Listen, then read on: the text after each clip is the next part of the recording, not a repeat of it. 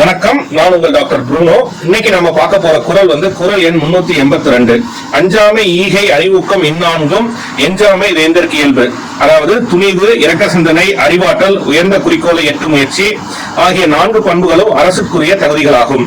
இதை அரசு அப்படில எடுத்து நீங்கள் தனிநபருக்கு மாத்தி பார்க்கலாம்.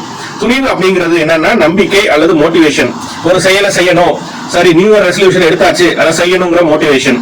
இரக்க சிந்தை அப்படிங்கிறது என்னன்னா நீங்க தானம் பண்றது மாத்திரம் இல்ல, நம் செயல் மற்றவர்களை பாதிக்காமல் இருக்கிறதா அப்படின்னு யோசித்து பாக்குறது. இப்படி எல்லாரும் யோசித்து பார்த்தாச்சுனாலே கம்யூனிட்டியில ஒரு ஹார்மனி வந்துடும். மூணாவது அறிவாற்றல், அது கற்றல் அல்லது நாலேஜ், அது ரொம்ப எளிதுதான்.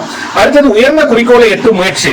அது என்னன்னா நாம தெளிவான டார்கெட்ஸ் வச்சுக்கணும். நம்ம இலக்கு என்ன அப்படிங்கிறதுல ஒரு தெளிவான அடையக்கூடிய ஒரு இலக்கை வைத்துவிட்டு அதை தொடர்ந்து 364 நாட்களும் செல்ல வேண்டும் இந்த குறள் நமக்கு கூறுகிறது.